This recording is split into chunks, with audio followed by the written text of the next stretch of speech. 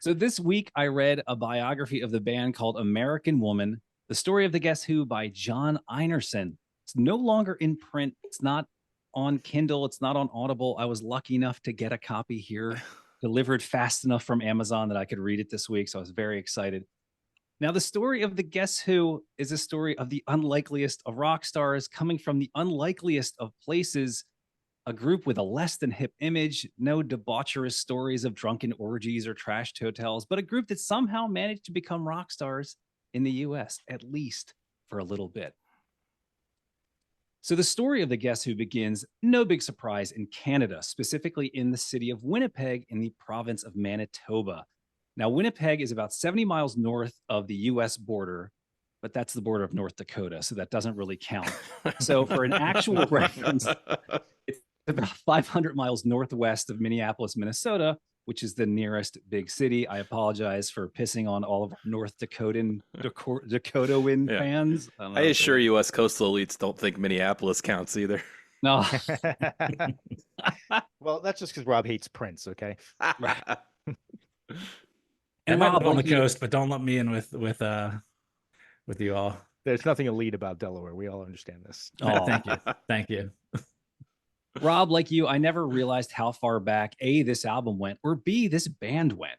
So the album was released in 1970, but their early albums go back into the mid 60s, a time when, believe it or not, Canada was not yet a musical mecca. Famous, Still hasn't famous, happened, right? Before famous the rapper Canadian, Snow hit the scene in the 90s. famous Canadian Nick St. Nicholas, the bassist from Steppenwolf, who Of lived in course. Canada, once commented that back then in the 1950s and 60s, having a #1 record in Canada got you enough money to buy 4 new hubcaps. So this was a time when Canadian radio was blindly following the American and British pop charts. And the story starts all the way back in 1958 in Winnipeg with the founding of a band called Alan and the Silvertones.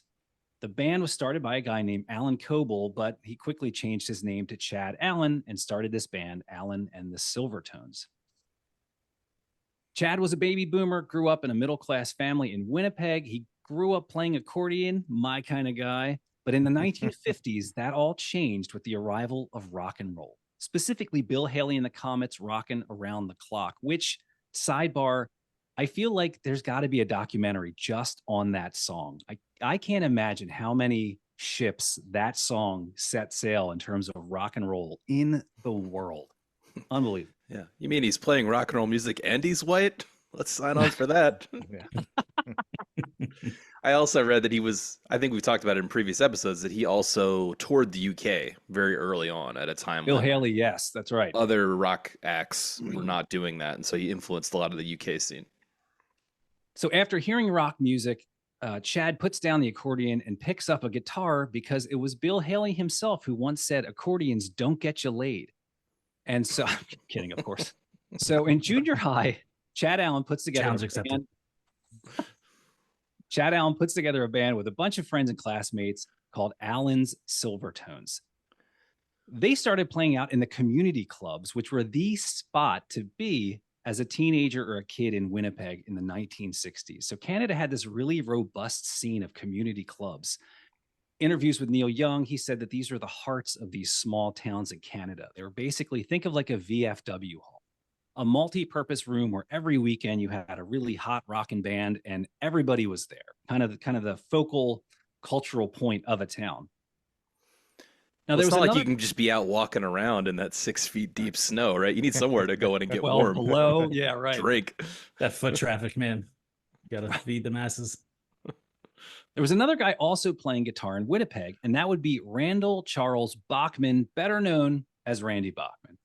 Randy grew up in a similar situation, middle-class household, but after being called a sissy as a teenager for playing violin from age 5, at 15, Pussy. he picks up a guitar.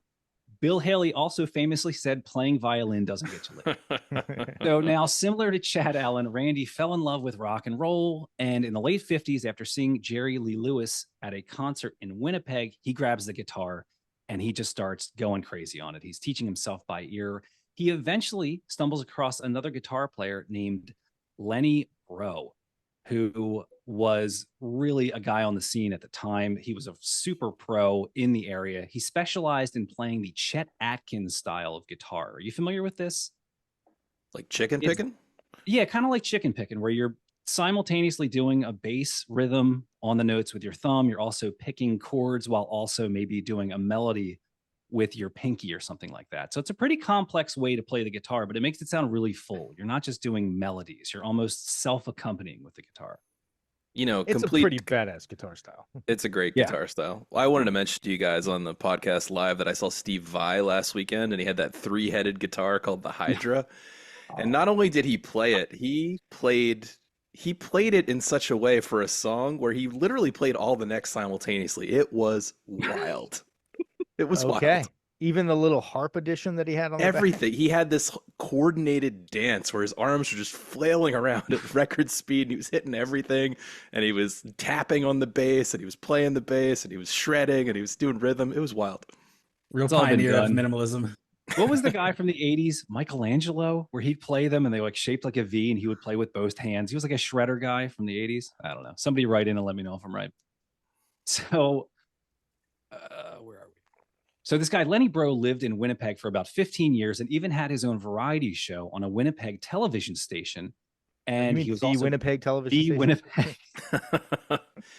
Have we mentioned yet that Extremely Winnipeg accurate. is backwater even to Canadians, right? It's like in the Yeah. middle of Canada, so it's not near the population centers. It really is. So Randy would find Lenny, and he would be that annoying kid that goes and pesters him after every gig, begging him to teach him everything he knew. And eventually, Lenny Bro took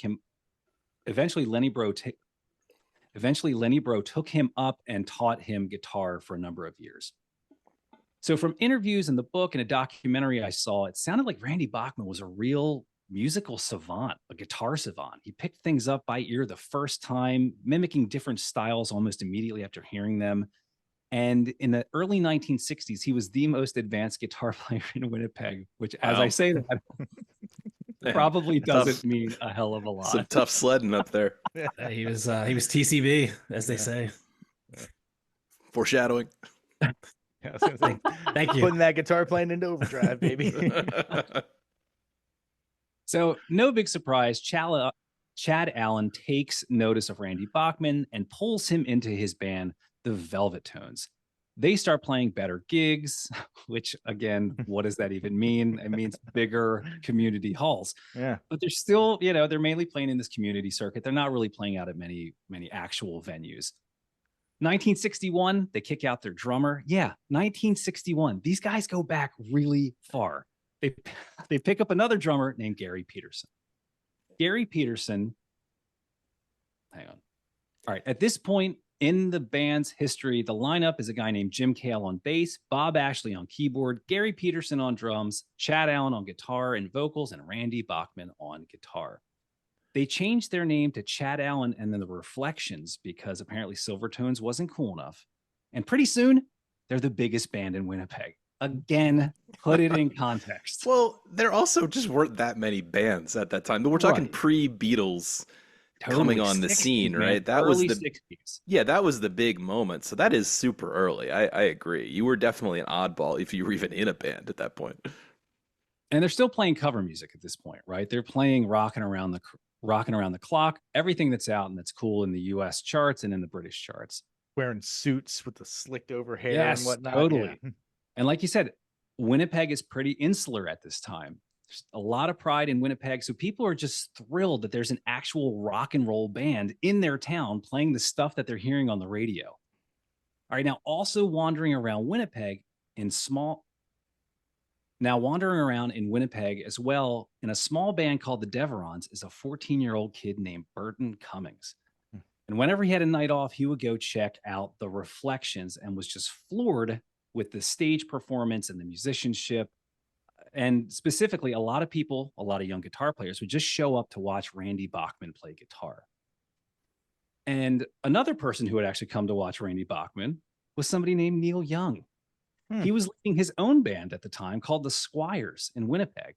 And he even names Randy Bachman as one of his biggest influences. And years later, he would thank Randy on the back of the 1967 Buffalo Springfield album called Buffalo Springfield Again. Now, smash cut to Randy in an interview going, listening to Neil's guitar player and going, you could downplay the influence. I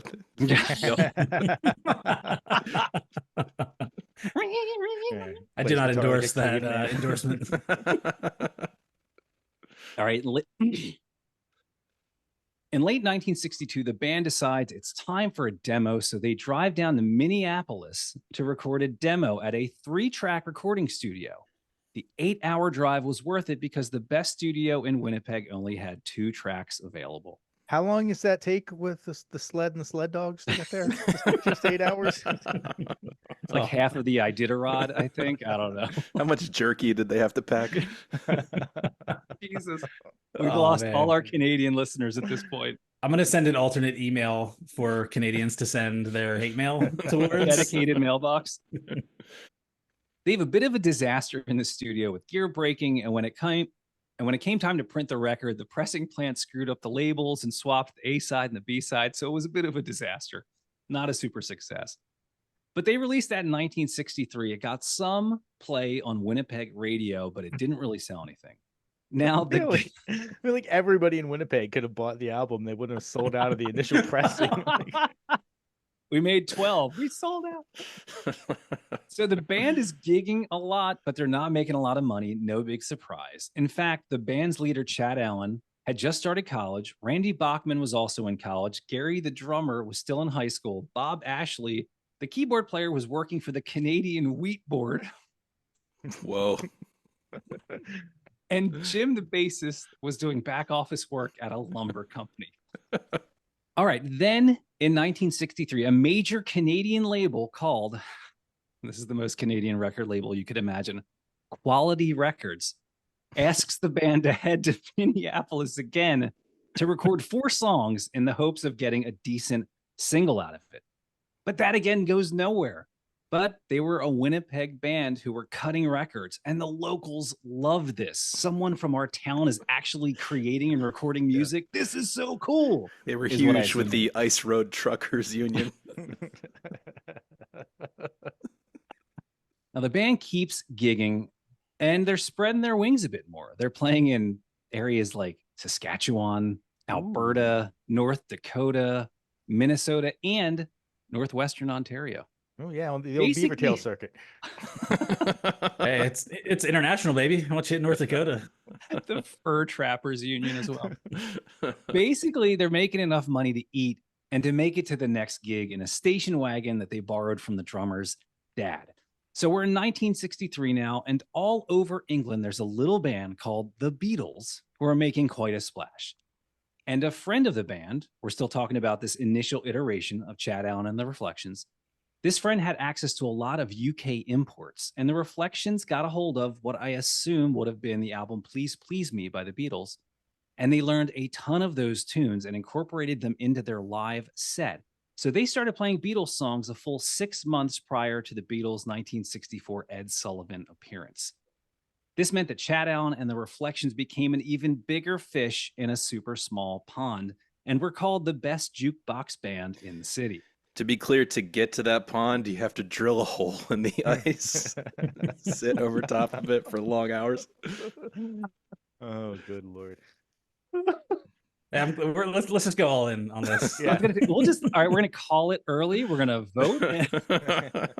I mean, Rob, Right, I'm assuming like me, you have just a list of Canada zingers that you can intersplice at any given time. I gotta be honest, I didn't write any of those down. It only occurred to me now that we should really go hard on Canada, so I'm glad we're doing it. I also didn't Buckle write up. any of them down because I didn't prepare very well for this. So, ha ha ha. Buckle up, Canucks. All right, so a guy named Bob Burns, who is essentially Winnipeg's version of Dick Clark, takes on the band as their manager. With Bob on board, in December of 1964, the band goes into the studio, or rather a television studio, to lay down a single. Now, they couldn't afford to go to Minneapolis again, so they used the audio gear in the TV studio, which was a single mic in the room. The entire band plugged into the bass player's amp, and they recorded on a single mic with the singer in front of the microphone in the room. Sure, it sounds Now- fantastic. Just liquid gold there, right in your ears. Yeah. You're about to find out. They come away with this we're about to play, which is a cover of a song by a contemporary British band called Johnny Kidd and the Pirates 4 years earlier. So this song is called Shakin' All Over. All right, so they send this off to Quality Records. The label loves the raw garage sound. You're right the first time. Yeah, we're keeping Freudian that in. slip We're there. keeping that in. I just want to quit this episode. Can we just stop? This is You asked for this, Adam. son of a bitch. All right. Raw garage band sound. And they thought maybe, just maybe, this could get some play in America. So the label came up with a harebrained scheme. They pressed a bunch of copies of this song with a white label. And on the label was written the song title, Shakin' All Over, and underneath was written, Guess Who? Implying that perhaps it was a master they acquired from England, from, I don't know, the biggest band on the planet in January of 1965, the Beatles. And That's it worked. audacious. Yeah, is that audacious is. move. That's pretty brilliant, and that transcends the caliber of the name of the record label. Quality. Quality Records, I think Conniving Records. Maybe They saved their best work for that move. I would agree. Well, it's like the same thing. Anybody who tells you trust me, don't fucking trust that person. Right. Like, oh, we're a quality company. Yeah, I wasn't even thinking about the quality, but you brought it directly to my mind, so now I must question it. I'm sure the execs over at Decent Records wouldn't have been able to pull off such a good stunt. I was surprised about these early tracks, including the one you just played, Shakin' All Over, Adam. It does sound very Beatlesque. I get it. And I was very surprised to hear that from this same set of guys. I was thinking about, through the research and finding out how early they started and how many fucking albums they put out and the obvious Beatles ripoff sound that they were going for. These guys are the Canadian Bee Gees. Oh, Got started a lot earlier than you think that they did. And they were clearly Stole going or through borrowed. like, what's the popular sounds of the Right. time? Let's just do Right. that. Yeah. Do they have a What? song about the logging disaster of 1912? Or what was the one the Bee Gees song about having to pay alimony or something? No. Yeah. Well, I think CCR had a similar journey too when we did that episode back in the day. I was surprised that those guys had been, by the time like Woodstock came around, they had been playing for like damn near 20 years. Yeah, Like, right. Yeah, maybe my math's off there, but for a surprisingly long time. So this plan actually works, and the song started to chart in all major Canadian markets. And by March 22nd, anytime I talk about All major something Canadian like markets, So- singular. Does that include Saskatoon or? Or Adam. that- So it reached #1 in Canada, you monsters, beating out the Beatles 8 days a week. Ooh. Now, The good news is by the end of this, Adam is going to be awarded some kind of honorary Canadian citizenship. I'm trying hard for you guys. I love you, Yeah. Ontario. Now, Quality Records desperately wants to capitalize on this single, so they order an album from the Guess Who. So the Guess Who rush into the studio in Minneapolis. They record 5 originals and a handful of covers. The album is titled Shakin' All Over and does nothing. Technically, the band, Let's get a point of clarification here. They put Guess Who on the album sleeve, and then they immediately were like, well, that has to be our name now. So technically, the band that recorded the album was Chad Allen and the Expressions, but all the DJs who were spinning that single, even it said Guess Who, they were calling them the Guess Who. So you've got all these radio DJs pumping this single, so they just changed their name. Okay. I mean, it makes sense, but lacks integrity. Yeah. I kind of like it as a name. I think it's a actually. good name. Yeah. No, I it's a agree. good name. It's better than whatever the other name was. better than I've already Bo. forgotten it. That's Yeah. how bad Chad that Allen and the was. Expressions, the Silvertones, the Reflections, all good stuff. So from this point on, they're the Guess Who. And looking back at that first album failure, the band admits they were not ready. Their songwriting wasn't strong enough. They had been thrown into the spotlight too soon. But that doesn't mean that single wasn't still making noise. They crossed over to the US charts in June of 1965, where the song Shakin' All Over peaked at number 22. And that is a great spot for our favorite segment here on the show. This is the Guess Who by the numbers. Our first number is 490,000. That's the population of Winnipeg, Canada in 1963. Just for some comparison, New York I didn't know you were City- going to have the 1,000 on the end of that, and I was actually going to make It's a joke still kind of that big, you were going right? to say 400, and that was the 500,000. population. Wow. Not too That's bad. actually that's a few Wilmingtons in there. Yeah. Not too bad. God, yeah. The mecca of big cities. How many polar bears does that include? Livestock. Well, Brandywine's is hurting right now, but That is a deep cut. Well done. All right, next number is 400, as in $400. After selling 250,000 copies of Shaken All Over in the US, the Guess Who received $400 for the entire band as their only compensation for that single. and they must have been on that TLC Right. monetary package, because that's pretty bad. Well, and when you don't write your own songs, you got to give a lot of the money away. Also, weird stuff with distribution in different countries I learned about as well this week. So with is that trying to get 400 stuff played. US or 400 Canadian? Because that's the Ooh, real good question. That is a great question. I'm going to go with US dollars. Okay, so they were Because the- millionaires in Canada. at because- that point then. The author of the book In was. Canada, sorry. God damn it. All right, the Tom next has to edit number. this one now. The next number is 14. That's the number of top 40 hits the band has had between 1969 and 1975. 3 is the next number here, as in 3 of the band's album hit platinum in the USA: American Woman, Share the Land, and Best of the Guess Who, a compilation album released 1 year after this album. Wow.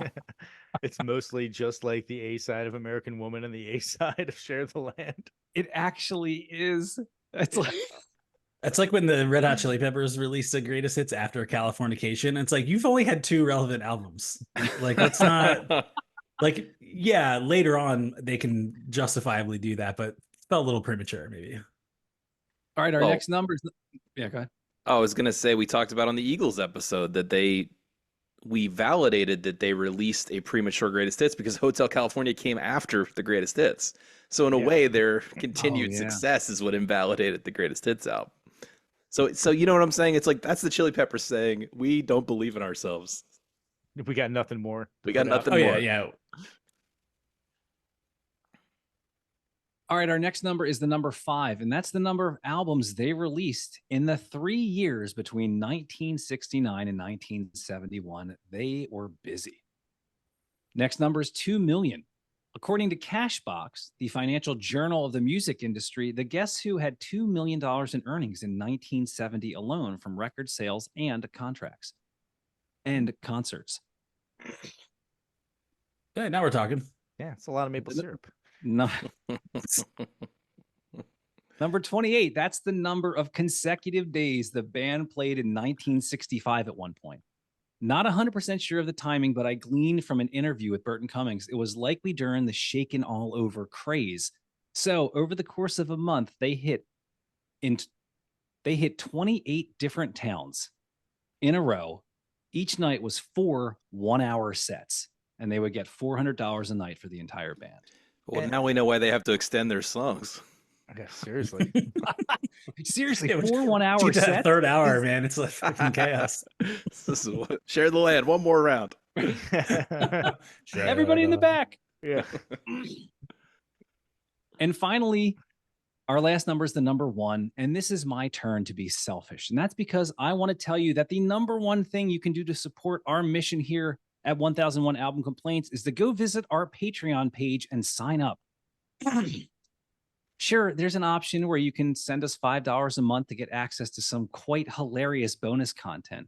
But if you don't even want to do that, you can simply sign up for free and you'll get routine updates along with the ability to vote on next month's Glaring Omissions episode, just like today.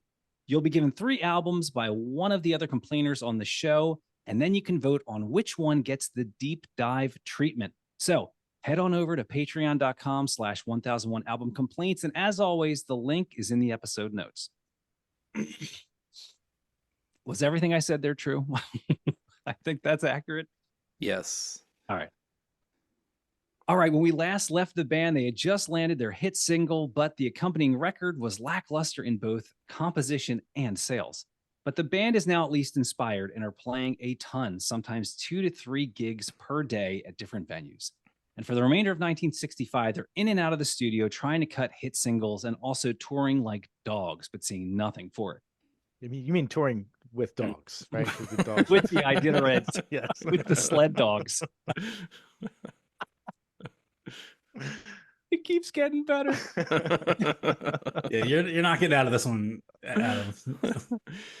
All right. In December of 1965, the keyboard player Bob Ashley leaves the band. So now they've got an opening on the keys, and that's when a 17-year-old Burton Cummings enters the picture. Burton is also a Winnipeg local and a guy who grew up playing violin, saxophone, piano, flute, and singing his ass off, which we hear on this album. Can you imagine naming a baby Burton Cummings? It's got real old man vibes to it. He was born with sideburns and a mustache. Yeah, you have to be like sitting down for a while, or be like, "This, he really looks like a Burton." We got to go with that one. Thank you, Rob. That was the open. Thank you. I know right now. That was the open there. Well done. So he had been playing for years as a kid in various bands around Winnipeg, namely the Deverons, and they were considered kind of the second biggest band in Winnipeg at the time.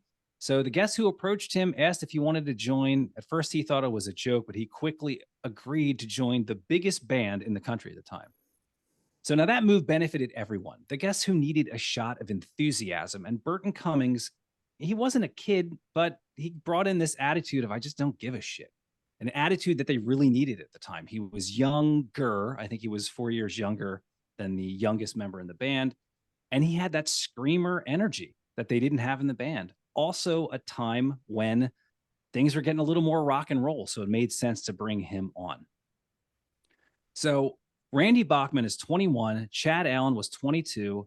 And Burton Cummings is 17 at this point. So Burton started out singing 3 or 4 songs a night, but quickly that turned into 6 and 7. And before he knew it, he was now singing the entire show. And as you can hear on the record, he has an amazing rock voice. So they lean into that style. And so now at this point in 65, you got 2 singers in the band, the original founder, Chad Allen, and this young whippersnapper, Burton Cummings. They started to struggle with sharing the stage. The personalities didn't mesh. Throw in the fact that Chad Allen was feeling burnout from being on the road, and Chad Allen quits his own band and becomes a teacher. So now you've got Burton Cummings, who's basically the singer, and Randy Bachman, who is now kind of leading the charge. All right, during the last couple months with Chad in the band, they did record an album, which was technically the debut of the Guess Who. It was called It's Time. It was released in 1966. It's pretty cool, but it made 0 impact in the USA, only minor success in Canada. So things are not great. The band is seen as one-hit wonders for their hit Shakin' All Over. The hard times continue. They were essentially, this is rough. They were essentially tricked into flying over to England on their own dime with the promise of gigs and recording sessions, and no one thought to sign a contract before getting on a plane. So they arrive in England and there's nothing. They were expecting press. They were expecting a limo to pick them up. They were having all their stuff shipped over on like a freight liner, all of their gear. They were expecting adoring fans. Nothing, not even a driver or hotel rooms.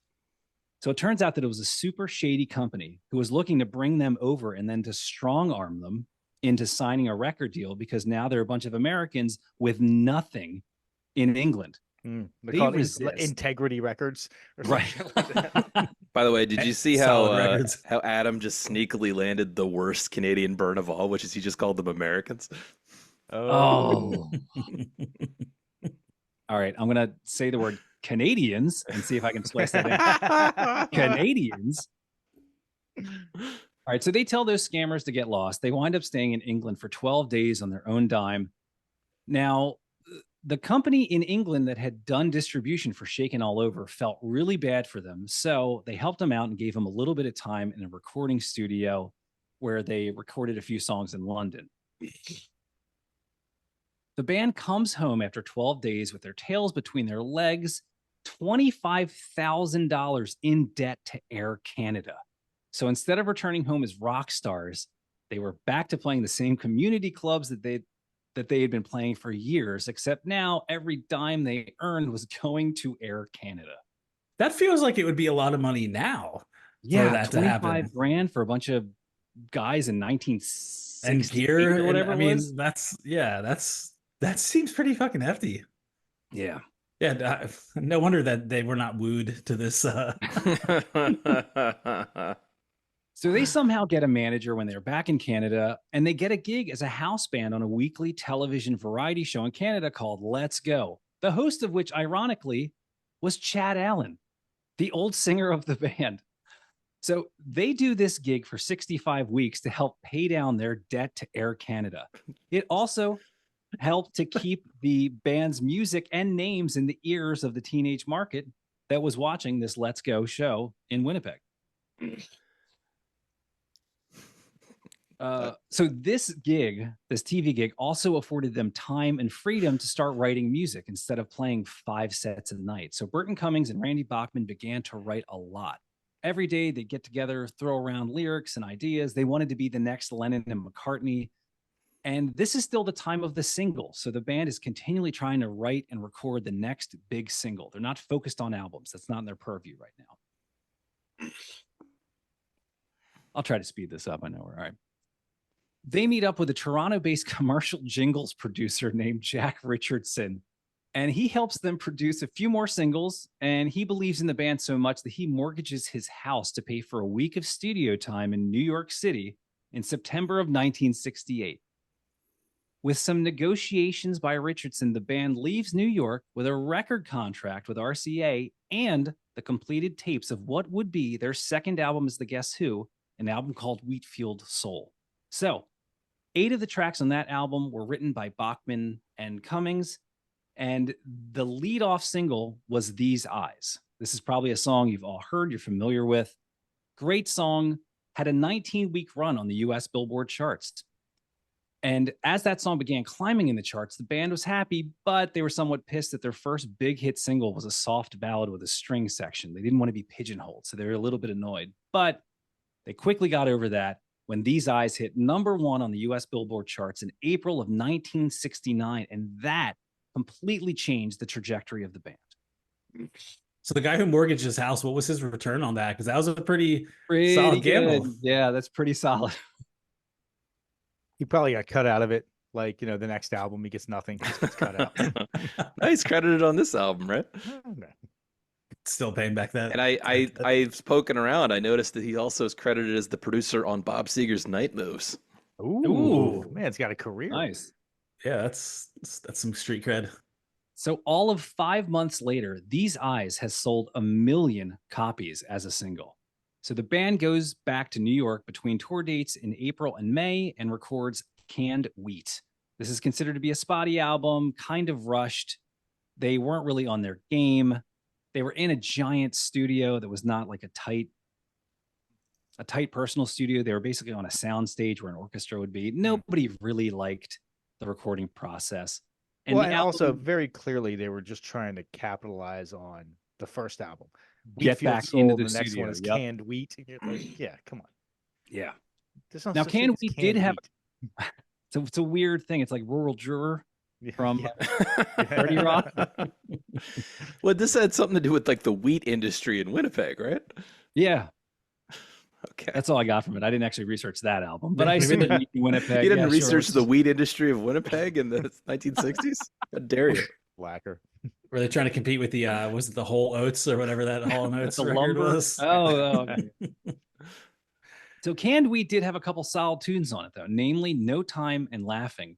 And oddly enough, those two were actually the 2 songs that were not recorded in that RCA studio. They went elsewhere to record it, and it turned out to be much better than the rest of the album. Sorry, 1 second. All right, so now in this era, the pop singles scene is coming to an end. We're talking about the era of Led Zeppelin and the Rolling Stones and the Beatles, and albums are really what people are focusing on. So next up for the band was the album American Woman, which specifically featured the song American Woman, which is just an insane smash hit. It's omnipresent everywhere. There is a funny story behind that song came up almost by accident after retuning a guitar on stage. He started jamming and playing that riff, and Burton Cummings just made up some lyrics and was screaming at the crowd. Somebody had a tape recorder in the crowd and came up to him afterwards and said, "Here's that song you just played," and it was American Woman. That's how they tell it. That's how, see, that makes sense because that song's terrible. And it's your fault, listening public, for making it a hit twice. Yes. Yeah, was that Lenny Kravitz that did the? Oh, yeah. God. By the way, just listen to the Lenny Kravitz version of this song at one point. I believe that there is not a snare drum in the entire song. Like, there's just no beat whatsoever. It's a bizarre choice to play an entire rock and roll song with no snare drum hit the entire time. I'm going to try to burn through this here. All right, that song, when released, hit #1 in the US charts in the May of 1970. It stayed there for 3 weeks. It charted as an international hit in Australia, Germany, England. 2.5 million copies of that single sold in the first 3 months. The album itself, called American Woman, was released in February of 1970. It reached #9 in the US charts, and it stayed in the top 100 for a year. Not too shabby. I mean, you're kind of playing softball with the title. Oh, American absolutely. Woman. Yeah. You know, at that Totally. time, I think American women had a reputation, shall we say? It's like, oh yeah, American women. Oh yeah, all That's beautiful, leggy blondes from California. That's all- super easy. Every single one of them. Every single one of them. Well, that's what the Winnipeggers are dreaming about, certainly. So that album also included No Sugar Tonight / New Mother Nature, which was a combination of songs. That's also kind of considered to be the pinnacle of the songwriting duo of the Burton Cummings and Randy Bachman. But it also simultaneously highlighted a growing chasm between the two. So now that song started out as a writing prompt. Each guy would take the same chord progression and independently write a melody and lyrics. Originally, it was supposed to be 2 tracks, but when they started rehearsing it, it worked really well medleyed together. So they stuck with that. It's kind of a cool idea. I dig that. Yeah. Yeah, and that is my favorite Guess Who song. I have to say, I really dig that song. So for Randy's portion of it, he wrote a pop song, and Burton wrote a less obvious song, apparently about the burgeoning drug subculture, with a bit more hip aim towards that FM radio thing, Alan, that you had mentioned. Also, Randy Bachman had converted to Mormonism. He converted to get married to the woman he loved, and that'll definitely put a damper on the party. So No Sugar Tonight. So with a monster hit and a monster album, their touring schedule increased tenfold, along with the pressures of living on the road. The rest of the band was enjoying the fame, the newest and best drugs, alcohol, groupies. Burton Cummings was 23 with a hit record and touring like a rock star. But Randy avoided all of that. He accepted without question the lifestyle mandated by the Mormon church, though he said he never tried to convert anyone or shame them. He just didn't participate. But even that indifference grew increasingly difficult to maintain. Tom, you look like you had something. No, I'm just shocked that that's the road you go down. You get your debauchery out of the way, and then you convert to Mormonism later. You know, use that to sober up. When it's you're in your almost 30s. like Randy Bachman ain't seen nothing yet.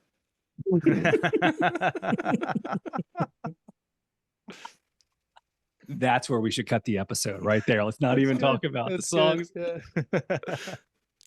I love how Adam's like, man, I'm running out of time, but yet we're just interrupting him.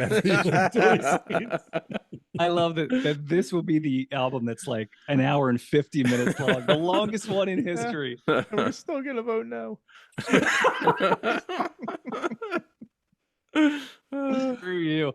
In a 1970 interview, Burton Cummings said, "The members of the Guess Who never have been and never will be in love with each other.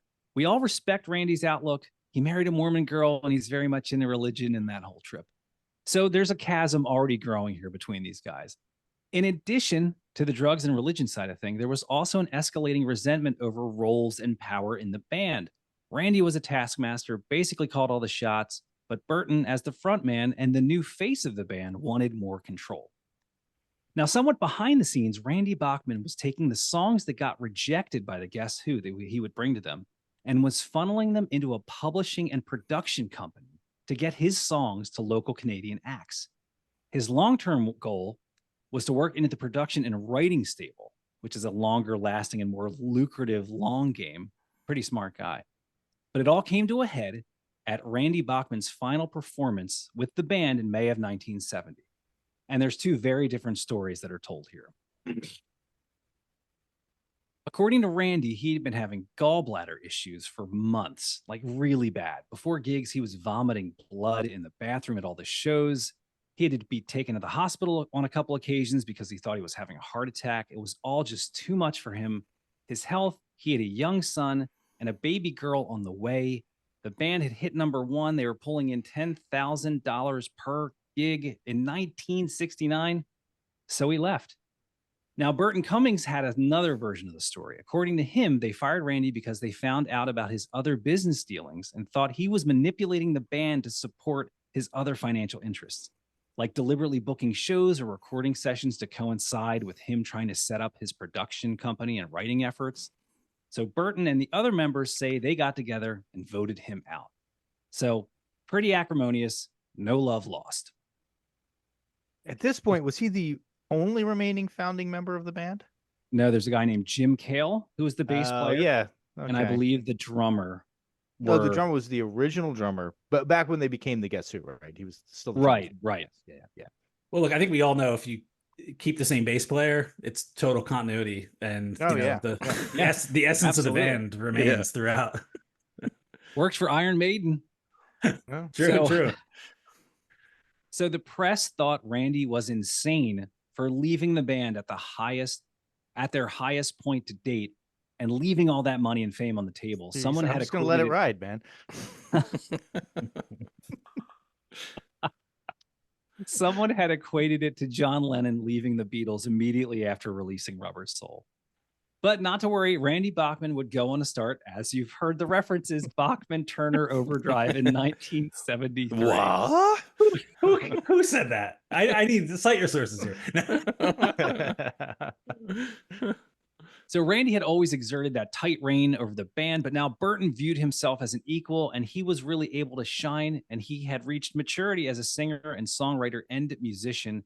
And with Burton at the wheel, he cared less about that big single and cared more about trying to create an album. And finally, that brings us to this album, 1970's Share the Land.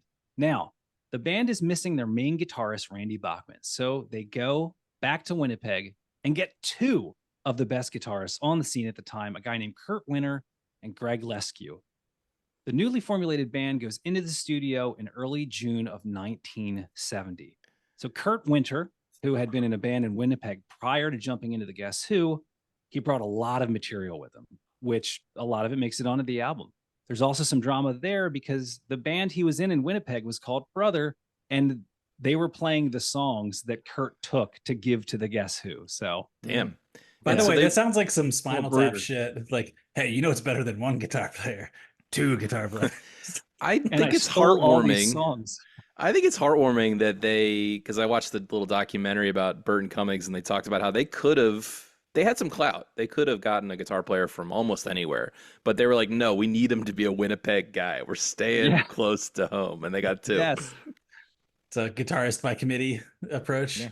So also, though, the timeline, you're saying that Randy Bachman quit in May, and then they just go right into the studio and cut this record right after that in June. Yeah.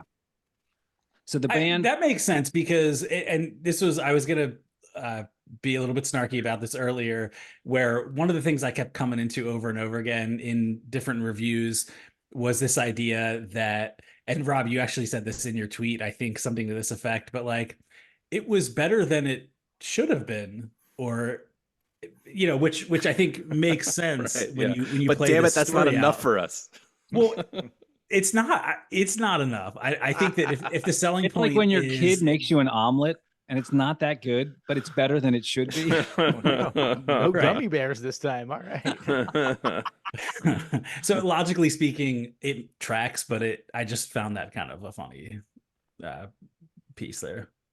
All right, so the band flies to, they're rolling in money at this point. The band flies to Hawaii for a couple weeks. They write all the songs, and then they fly to Chicago to record it.